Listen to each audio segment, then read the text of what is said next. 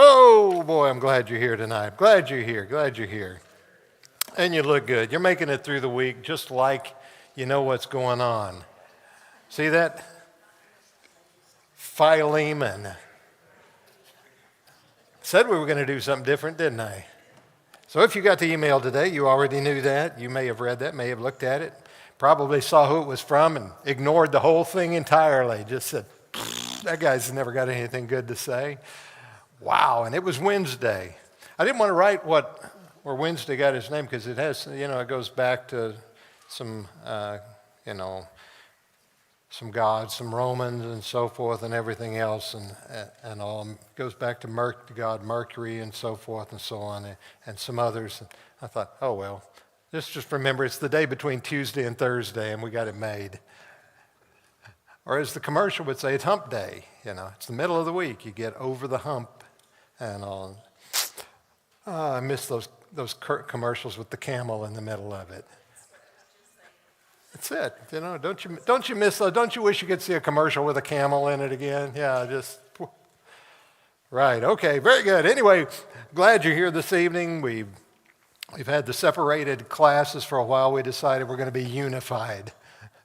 We're going to get along with one another, sort of. Maybe. Anyway, I really thought we should put men on one side and ladies on the other and have a tug of war. No, what? Well, that's going to be an uphill battle, I think. Okay, but anyway, I'm glad. Now, listen, I've been pretty well behaved most of my mother would tell you I was really probably her most well-behaved child. You guys wouldn't believe that, but I probably was her most well-behaved child. What? Well, even child, her daughters were not always well-behaved. They were scoundrels, I'm telling you right now, in all seriousness. Of course, my mother's not alive to tell you that, so, you can't question it. Anyway, I'm glad you're here. Let me mention, you sent out an email a while ago. Many of you got that. Just remember, Dwayne Thacker called me to let me know he's going to be having that heart cath next week, and I think that kind of worries him a little bit, but he seemed pretty much at ease with it. Hopefully they can take care of any problem that he's got there. And as I mentioned, Sandra Bagger in the hospital, and he said something about they found something with her lung. She was having a problem, but didn't sound all that serious. I think maybe an infection or something. But anyway, she's in Canadian Valley. That's out by Yukon, in the hospital. I said, how'd you end up there? So, well, went up here. They didn't really address it up here. I said, why don't you go out there? And they went out there. Anyway, I don't understand lots of things. You know that? There's some things I just don't understand. I bet you didn't believe that, but in all seriousness, keep those people in mind. And there are a few others in the bulletin, as you know, and so forth. We seem to be on a good upswing right now, so nobody else can get sick.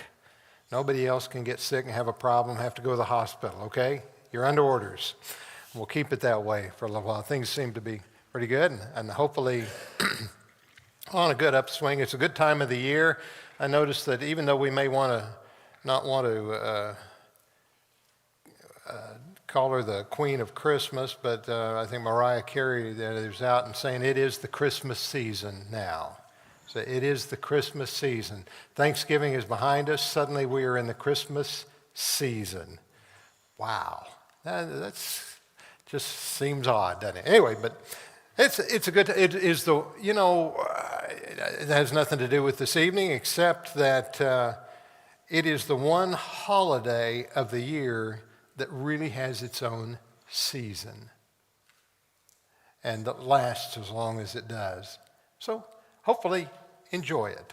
Enjoy the season. It's kind of a special time of year, so enjoy it and all the things that go with it and all kind of the fun and family, friends. Anyway, hope that's good, and we'll be giving out my sizes later so that my presents will be appropriate for the coming year. Anyways, let's get into the idea of Philemon this evening, but first let's have a word of prayer. Again, I'm glad the ladies are in here with us now again, and we're thinking that probably raised the intelligence of this crowd greatly by you ladies coming back into this class. Let's bow for a word of prayer in all seriousness. Dear Lord and Father, again, for the blessing of this day and every day. We don't have words enough to thank you, to express our gratitude as fully as it needs to be. We're thankful, though, Father, for the richness, the treasure of life that you put before us, what we can see. And even, Father, we know there are things that we don't notice and don't see every day, that your hand is in this world every day. And Father, we recognize that it is all truly a gift from you. And may we learn to, if we don't, help us to see it and appreciate its value.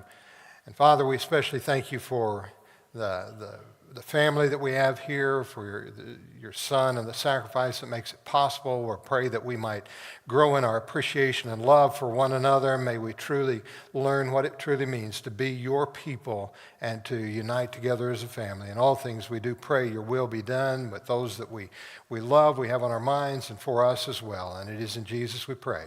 Amen. All right, let's think about the book of Philemon. If you picked up one of the little sheets back there, or you read what was on the email, you notice that there are kind of two sides to this little paper. Yours is blue, mine's white. Mine was the trial issue. Yours is the real thing. You know, it's kind of like copying money on the thing. Anyway, but on the back side of it, you'll notice there's a listing 1 to 8. It says Philemon, and that's supposed to say lessons that apply. The S is missing on there, but bear with me in that. And then there are 8 things listed there. In trying to consider in recent days what we would study for the next several weeks in this class, I thought, I've heard lessons on Philemon, but I've never seen it broken down very well. Generally, it's just one lesson or something like that, and you cover the book of Philemon. We're going to look at it, hopefully we're going to look at it 8 times. 8 portions of this book, because I think there are some lessons in here. Now, not everything will be drawn completely out of here, but I think the points that will be made will come out of this little book of Philemon, because as you know, this book is only 1 chapter long. It's a very short letter. It's not as long as some of the letters that Paul wrote to others. This letter is very short. It's very personal,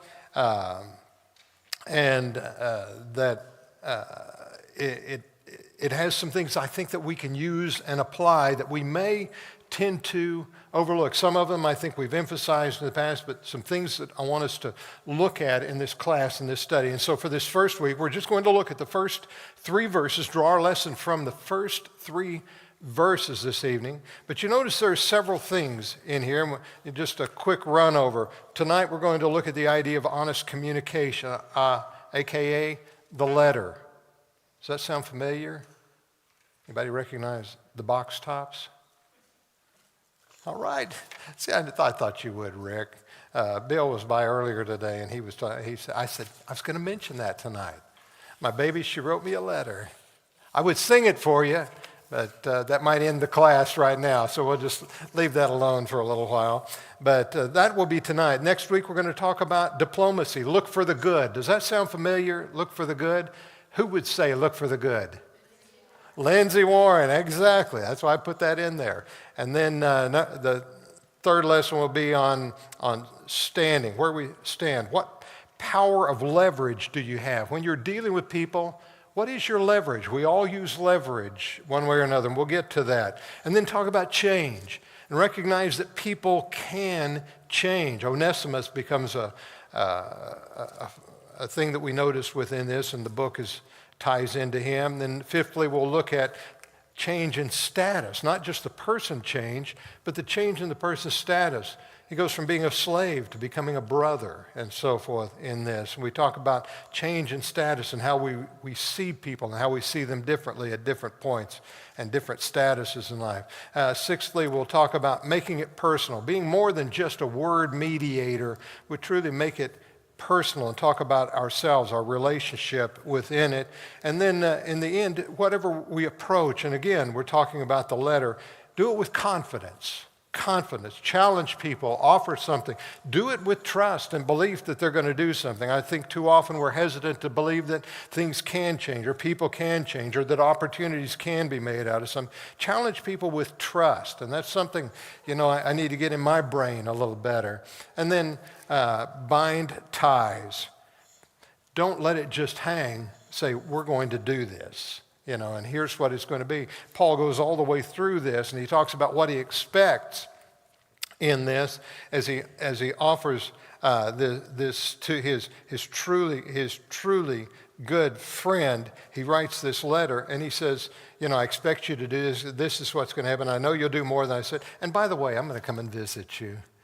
Get me a bed, and you're thinking, wow, he must really have confidence in this fella, but I'll be there to see you later. Tonight, we're going to look at honest communication. Honest communication. How many letters have you written lately? Anybody been writing letters lately? Now, not just a card, a letter. Write some letters? Good. Anybody else writing letters? Written any letters lately? I'm not talking about emails. I'm not talking about texts.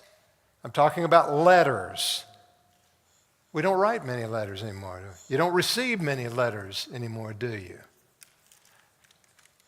You know who was noted in politics, who was noted as truly being a letter writer? Ronald Reagan. He wrote letters every day, they said. Almost every day he was writing letters. And the people have still hold letters that he wrote when he was president, and some of them well before he was president of the U.S. Now, that's not an endorsement of anything. He said, but here's a guy. And I know that was well before the email and text and so forth days and everything, but this guy sat down and hand wrote letters. There's something special about a letter. In this case, we're looking at what Paul writes to Philemon, and we're talking about an honest communication. It has several facets to it and very straightforward. One thing that we want to know, I put in here, never discount the power of written communication. Paul believed in the power of the written word. And I know we're talking about nearly 2,000 years ago, but he believed in the power of the written word. And people recognized how powerful his written words were. That's 2 Corinthians 10 and verse 10. They said, he's weak in presence, but powerful in his writing, and all. There's something special about a letter and it being written and the way it comes across. And yes, I know understandings can arise out of just written word, but a letter, if you take the time to write it, truly means something.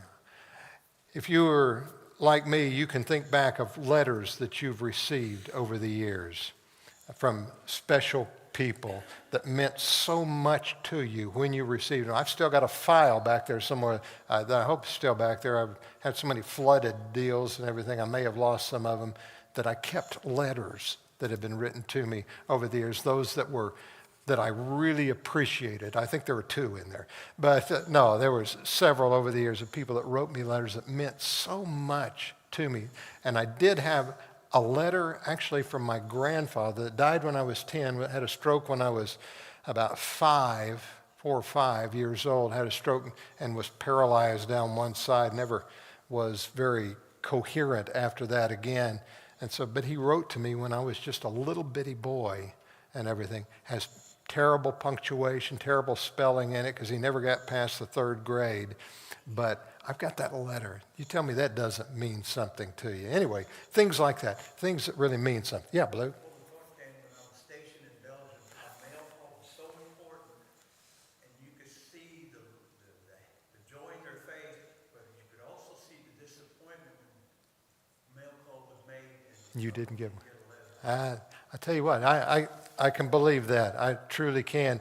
Of course, going to school, there was nothing more thrilling than going to your mailbox at the post office at the school and opening that up and getting a letter from home or something, or from somebody in the family sending you a letter. Every now and then my grandmother would write me a letter.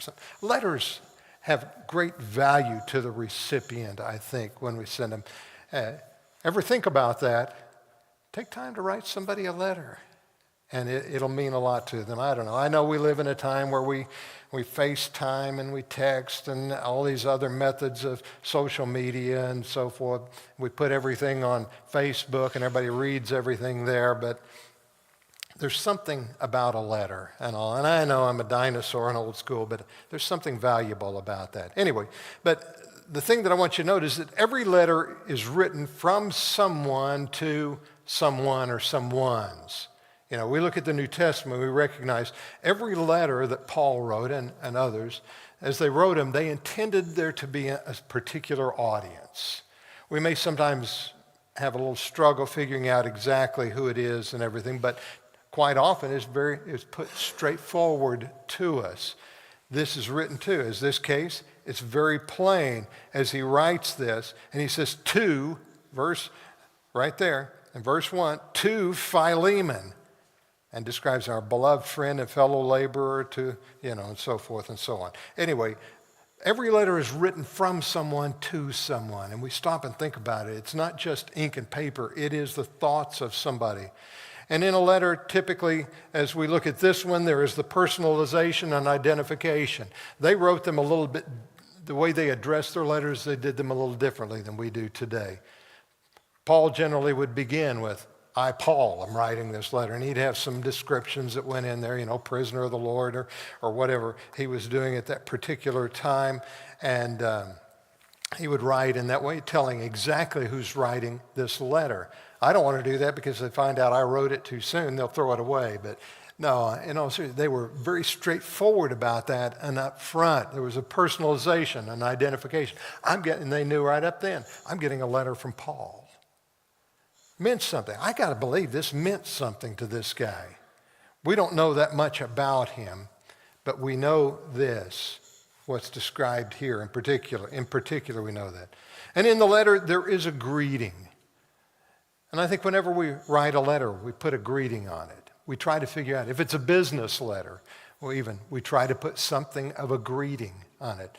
Diplomacy says you say nice things up front. You usually don't begin a letter, you sorry, no account individual. I mean, that may be some of the letters, but in all seriousness, there's a greeting. And we look at what he has to say, and he tells who it is and other people involved in it and so forth. And he writes that. And of course, in verse 3, comes down to grace and peace to you. This is a greeting. He's coming up and he's saying, I want something to you. I want to bring something to you. I want to give something to you. And it's a warm, it's personal, it's very traditional, but it is also very individual in that regard. But it also tells us there is a purpose. I wouldn't write this if I didn't have a purpose. He's not there just scribbling out some notes. He's not just there saying, I got to do something, I got nothing else to do today. He's telling him, I've got greetings for you, I got something for you, I got something I got to tell you. There is a purpose. You don't write a letter without a purpose. You don't write a letter without greeting the people, and you don't write a letter without identifying who's involved. Every now and then we'll still get a letter. We don't get many anymore sometimes, and they're just kind of strange. You get them and the person doesn't sign the letter, doesn't tell who it's from. They just want to send something out there. And when I read that, I think, well, if they're not interested enough to tell me who they are, I don't want to take time to read what they got to say. Usually it's some weird stuff anyway. But there is a purpose in that. So, as we look carefully at his letter for a moment, as we look carefully at his letter to Philemon, look at it, and before your mind runs off and thinks, what has this got to do with me? We're going to get to that. Hopefully, we get to that. He begins with some greetings, some platitudes, if you will. And he offers two descriptions. One, he calls him beloved. If somebody calls you beloved, what does that tell you? You're important to me, yes. What else? No, that's just your children. That's just your children. Whoa, that's when they begin with the words, hey, Dad, you know I love you. That hadn't happened. Okay. All right. Well, in all seriousness, yeah, beloved, he's stating there is a real relationship between us. This is not just flattery. This is not, hey, good looking. That's what my mother used to say to me. She was blind, though. But this is not just flattery. This is a relationship he's talking about. And when I say platitude, it's not an empty platitude. It's not an empty praise. This is a statement. I want you to know I count you as my friend. And we probably should say as much as family. This kind of goes back to the the old proverb that there is a friend that's closer than a brother, and so forth. He said, you're my friend. And I want you to know that's how I count you. And so that's out there. And he also refers to him as a fellow laborer. If somebody's a fellow laborer, what does it tell you about the person? You're doing the same work. And if you're doing the same work, what do you understand? You understand what I'm dealing with, and I understand what you're dealing with. I understand what you're going through. You understand what I'm going through. Do you ever have somebody say to you, well, I understand, and then, or maybe you say to them, well, I understand, and they say, no, you don't understand. That's right. There are a lot of things in life we don't understand that others are dealing with. Somebody who's lost a mate to somebody who hasn't lost a mate. You don't understand exactly how that is. I don't understand how that is because I haven't been there. I've done funerals for people who lost a child.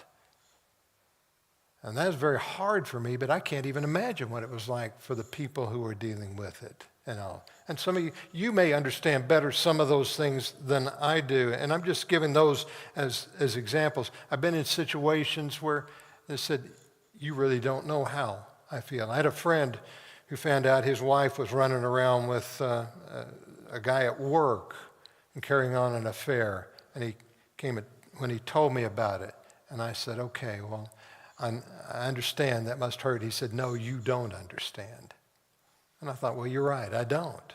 I've seen it in others, but I don't understand it. And hope I never do, but not to the extent that he was thinking. But a fellow laborer is somebody, he's saying, we've got something. We're tied in together.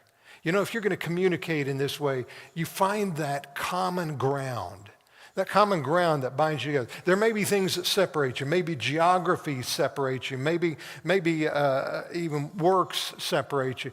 Maybe even faith separates you. But you find the common ground and you bring that together and then you build from there. Paul says, we've got our common ground. We're beloved friends and we are also fellow laborers. We have worked in the same category and even together in that sense. But he doesn't stop with that. He broadens the connections. He broadens the connections because he begins to talk about others. He mentions down here, it said, fellow laborer, and to the beloved Apphia and Archippus, our fellow soldier, and to the church in your house. That's what Kyle was talking about a while ago. So didn't the church meet in his house? Yes, it did. We were giving him a hard time saying he didn't know what he's talking about. I just like to keep him in his place every now and then. But yeah, he says to the church in your house. In other words, you're the primary, but I recognize whatever else is out there. And this involves them as well.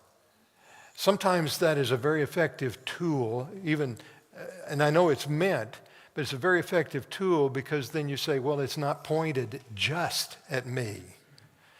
It's kind of like, well, didn't he do it too? Yeah, it's kind of like Peter felt when Jesus was saying, come follow me. You're going to die because you follow me, but come follow me anyway. And he looks at John and says, well, what about this guy? And he says, what is that to you? You follow me anyway. We tend to want to spread the problem out if we want. And that's not exactly what I'm dealing with, but we like the sense that we are in the company of others in this regard, and especially in this relationship. He says, and it's you in particular.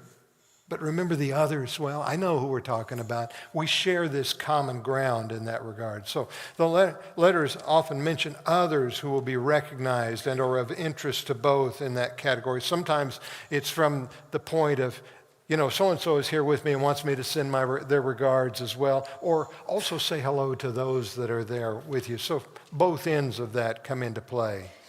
And you can kind of hear those. I put down here, you can kind of hear those conversations. Philemon could say, hey, Paul mentioned you in the letter.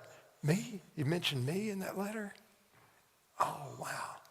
Yeah, okay. It's kind of exciting in that regard. But then he offers those, I forgot to hit this thing. I'm sorry. Josh, you didn't help me. Yeah, okay. Back to this. There it is, broadening connections. You can hear those conversations. Wow. I should have remembered I had this laying right here. Why didn't one of you say, aren't you going to hit the button, Russ? Aren't you going to hit the button? I've lost my mind. Okay. Then finally, his introductory wishes. We can say this is a common Jewish greeting. Notice what he says. Grace, and verse 3, grace to you and peace from God our Father and the Lord Jesus Christ. Very common. You go through his letters that he's written and you find this multiple times. Grace and peace. The grace of God and peace. These were, a common Jewish greeting would have been peace, shalom. Yeah, shalom. Are you greeting with peace? Do you come in peace? Who was that? Who was that said, do you come? Was that when Jehu came? That's when Jehu came in and said, do you come with peace or something? And he said, what is peace as long as, so-and-so is the king and everything? I'm trying to remember. I think that's right. Anyway, he didn't come in peace. Not at all in that case. But a common Jewish greeting was that of peace and the idea of grace, the gift of God. He's offering, may God bless you with his grace and with peace. That's the idea behind this. So it's a common statement, but think about this. We use common statements like that quite often, don't we? We use common statements of greeting with people. And there may be times that we use them and we do not mean it. It's just habit. But I think most of the time, especially when it's somebody we know, we mean it. Kind of like, see you later, alligator. Not so soon, baboon. We really mean it. That was a joke, okay? It's all right. You can smile with that. Just let it go. Okay, enough said. But we truly, I think we do mean it. We may say, bless you, wishing you the best, or even God bless you. And we generally mean it. I think we do. And there are warm greetings intended for people. That kind of covers the 3 verses that we're looking at this evening. That kind of covers them in all, because really all we're looking at this evening is that there was a letter that was written. It's written in a common way. It was written to somebody he cared about, somebody that could share that. It was written and it was received in that regard. So we've got that out there, and the greeting is out there and everything. So we look at this letter and say, well, what does that mean to me? Paul never wrote me a letter. It's not about whether Paul wrote you or me a specific letter. It's what can we glean from this that means something to us. So let me ask you, I've got a few questions. Maybe you've got some questions you can help me throw out there in this regard. I put some questions on here. I will hit the button now. The questions, if you can look at the sheet in front of you, so you don't have to have the questions in front of you. But let me ask you a question. What motivated Paul to write this letter? Now, you may know the rest of the story in here, and of course it has to do with Onesimus and everything, but why write the letter?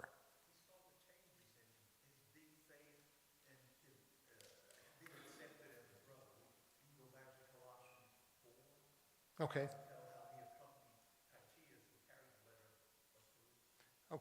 Okay, yeah. So you think in particular, is what you're saying is that the changes he saw in Onesimus prompted him to write to Philemon about this, about the situation and everything. I think that's a good thing. He saw something that truly motivated him.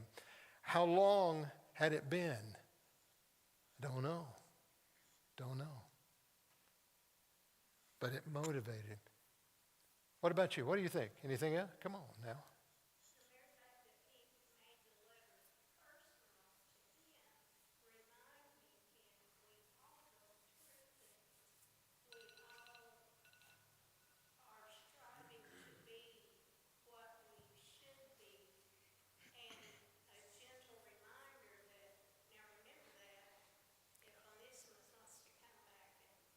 Okay.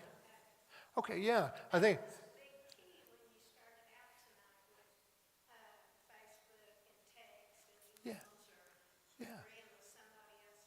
It's never personal. They may see your name on there, but it's not a personal note Okay. sharing your heart with another. Okay, and that's not a slam against the social medias by any means. It's not. It's just not quite the same. Yeah, it comes to a little different level. And I'm not slamming that. I'm not saying we should never do those. That's not my point. And I appreciate that. Yes, he saw an opportunity to motivate Philemon to an even better level. You know, here's this good fellow Christian. I can help him, even though I'm here.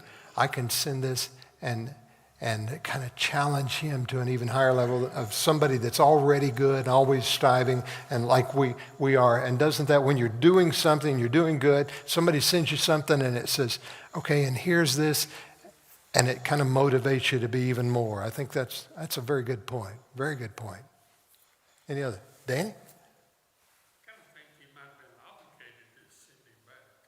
Okay. I don't know what their rules were when the runaway service, Okay. but I don't think you'd call him, Philemon would call him a friend Okay. if he did that. Now, I think he was sending him back probably knowing what Philemon would do. Okay, so he recognized a responsibility under law or whatever it was to do the right thing in this as well. Yeah, and so with that, I mean, he could have just sent Onesimus back, said, "You've got to go back." And now, even as a Christian in particular, you need to go back and make right what you've done. Running away was wrong, and now you go back and you do the right thing as a Christian. He could have done that without sending a letter, but the letter tells how Paul is engaged in it and his deal. I think that's very good. Saw a legal or a righteousness. Said, I need to do this. I need to do this and right that. I think that's a good thought. Anything else stand out? I think he was trying to help Onesimus make things right. Okay. And you want to call it a little bit of repentance. Okay.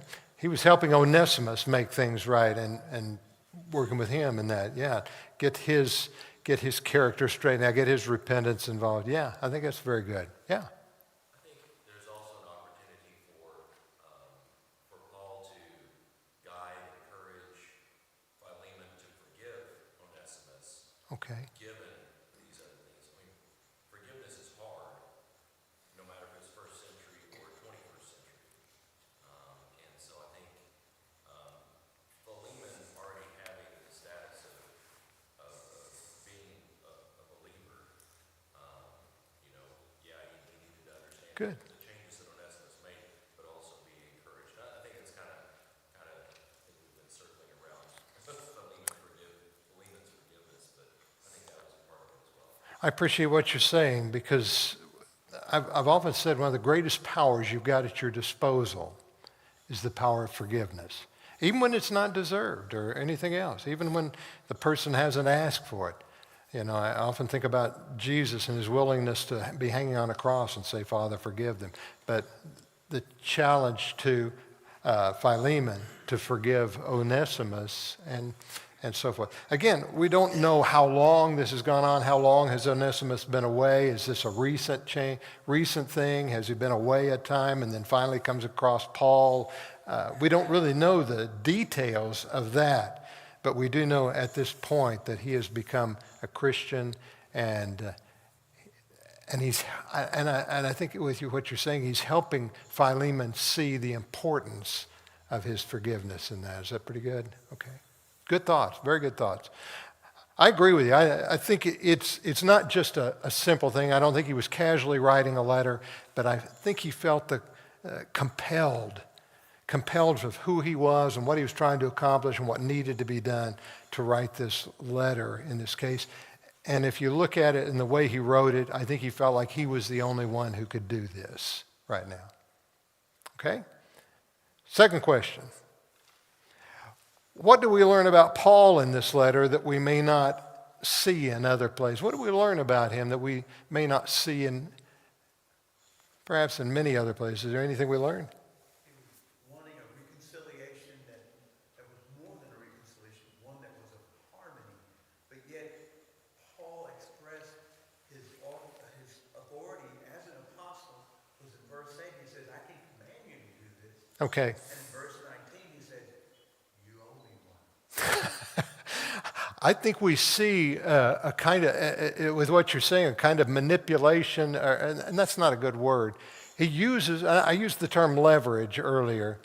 He knows his leverage. He knows what he can do, but I think I think you're right.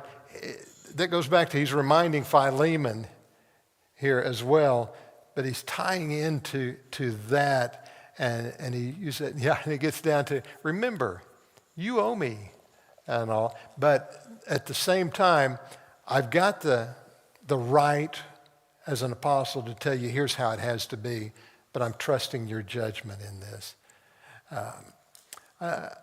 Maybe we see some hints of that in other places, but I think it's very direct here, and I think you're right on track with that. Anything else? Yeah, Dwayne? We know from other writings, from some of his other letters, that he was really close and really felt a lot about other people. Timothy, Yes. they were very close to him. If you read verses 10, 11, and 12, and over to 13 here, it's almost like he considers Onesimus to be his child. Okay. I have begotten him. Yes. You know, and so it seems like he's even closer to him than he is to some of the others. Okay. Yeah. In verse 12, it says that I'm sending him back to you as if he was my own heart. Yes. So it really demonstrates how close Paul It is such an attachment that we see here that I'm not sure we see the individual attachment that he has here, because he's having a hard time parting with this young man, apparently, and all, whereas like Timothy refers to as a son in the faith, but he's readily sending him off to do something and trusting him to do that. We don't quite see that longing. I think you're right. I think we see a side of Paul and his relationship and the longing here for this young man that we don't see as readily in other places. Very good. Child in the faith, while he does kind of refer to other Christians in other places, pretty close to that in a way in terms of, I brought you the gospel and so forth, and in that regard. But in this case, he sees him truly very much the child. Very good thought. Anything else? I think we see an authoritative Paul, a knowledge of his authority. In other places, we see him refer to himself as the least of the apostles in a way. But in this case, we see him refer to, I've got an authority. If I need to use it, I've got an authority. He recognized that. While his instructions in other places are very direct, and we take the authority for granted, here he speaks very plainly about it. I know the closest to that perhaps is, do only Barnabas and I, are we not allowed to do what the other apostles are allowed to do, carry about a wife and so forth and so on. And he's talking about that, and he talks about, I didn't take anything from you when I was there among you at times. So he references this kind of authority, but in this case, he's pretty straightforward in saying, I could have told you this, and you'd basically be required to do it if you're going to be a Christian at all. And so that's a pretty blatant statement by Paul, and I don't see him being quite that way about himself in other places. And again, he's speaking about himself. He's not just talking about the authority of the Lord, he's talking about himself in that regard. Does that make sense? Does that gel with you? Okay, all right, very good. Anything else you see in Paul that you may not notice in other places? Well, what other individual letters did Paul write to individual people? Titus, Timothy, Philemon. Any others? No. The others were to preachers. Now, Philemon probably was a preacher, but he doesn't reference him in quite the same way. So this makes this one a little bit different than some of the others in that regard, in the way he addressed it. Anyway, question number 3, considering the beginning of the letter, how motivated are you to read farther? If you just considering what he says in the beginning, does it make you want to read the rest of it, or you may think, okay, well, it's just another letter? Begins with a term of endearment to who he's writing it to. I think it kind of makes you want to say, who is this guy he's writing to? And why? I want to say, why is he writing this way to this guy? In a way. I know we're talking about the Bible. I know we're talking about Scripture, and you've read this probably umpteen times and everything. But at the same time, when you just take that section out of it, just those first 3 verses, and you read them, are you intrigued? Yeah. Who is this guy, and why is he writing to him? I want to know that. I don't know about you, but the beginning of a letter, the beginning of a book is what gets your attention. I gave a book to Talcy. She's quite a reader. I gave a book to Talcy a few years ago that I had read, and I don't know whether somebody recommended it to me or I just picked it up and started reading it. And I got through the first several pages. I thought, this is not going anywhere. You know, do you ever pick up a book, start reading, you start thinking, this is just not going anywhere? And I almost quit, and I thought, no, I paid for this. I'm too cheap to not. So I kept reading. And you know, then it grabbed hold. And before I got through, and as Talcy told me, as she got down to the end of the book, she was reading, sitting up in bed late one night and reading the end of the book, and Joe was fast asleep, and she had to wake him up. She was sitting there crying at the end of the book and everything. And I said, yeah, I knew you would love this book. But I told her when she got it, I said, don't stop reading in the beginning. You'll think, where in the world is this going? But because we like something that begins strong and gets hold of you, and you run off with it. Then it gets dull. But no, that's all serious. I think this, in its own way, has some of that quality within it. Number 4, if you read no more, if all you read was those first 3 verses, how would you feel about this letter? Is there something about Paul you would think or you would feel because you read those first verses?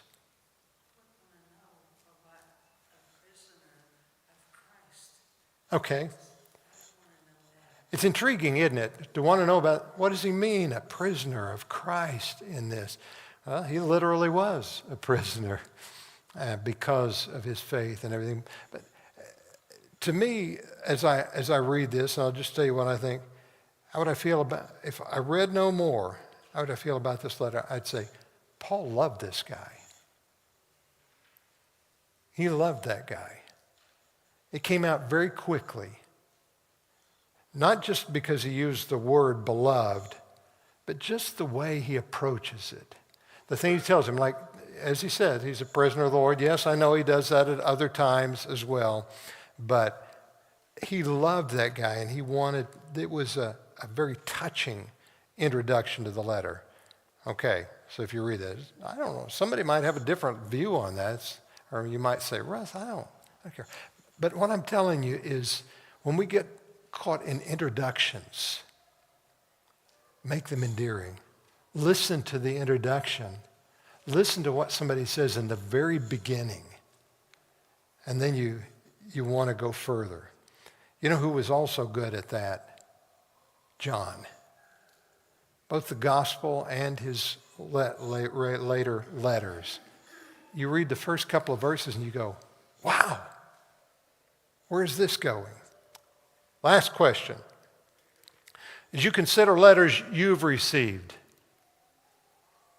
how have you been affected by such a letter? Anybody truly been affected by a letter of encouragement and challenge like this? Go ahead. Again, I go back to when I was Sure.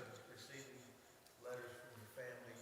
It ties in your love for them, their love for you. Yeah, you could picture them when they start writing. You can picture them and picture what's going on, and it's like it takes some of the miles away, doesn't it? Yeah, and the distance in that regard. When I was, I know Roy's not here this evening, but he was a relative passed away, had a bunch of books and everything that he was getting for Kyle, and brought him down here. They were bringing him down here, and I walked in there and I looked and I saw this Bible with a name imprinted on it. And I thought, I know this guy and everything. And he was a member of the church up here at another congregation. But what struck me was this guy, and I know the bell rang and I'll quit. This guy and his wife used to come to Guthrie on Sunday afternoon. There was a 9-hole golf course at the golf club out there. And they would go play the 9 holes of golf, and then they would come to church at Guthrie on Sunday evening when I was preaching there. And I met them the times they would come, and I preached some lesson on faith, and I don't remember what it was and all. And in a few days, I received a note, not from him, but from his wife. Wrote me this note. Now, this was not a full-length letter, but it was a card filled with, and she talked about situations going on in her life and how much that lesson that day, something she needed that day. I didn't know her from Adam much before that, but something I said that evening was something she needed, and how important that was to me, and how blessed she was by being there, and thanked me again and again for that. I tell you what, I could have gone on that for months. That just, that built my enthusiasm for months, just receiving something like that. Those kind of things mean so much to people in general. I'm just speaking from personal experience, but I'm sure to you as well. That's why I say that. When you've received something like that, it affects you and your life in a positive way. Here, I'm talking about 40 years later, and it still means something to me. Anyway, I guess I got to quit there this evening, unless you got some other quick question you got to throw out, because other people are getting out. The kids are out there. If the ladies' class is still going on, they'd be out there banging at the door trying to get in. Is it good? All right, next week, you've got the sheet tells you next week we're going to talk about look for the good. So we'll see where it goes with that. So thank you very much for being a part of the class this evening.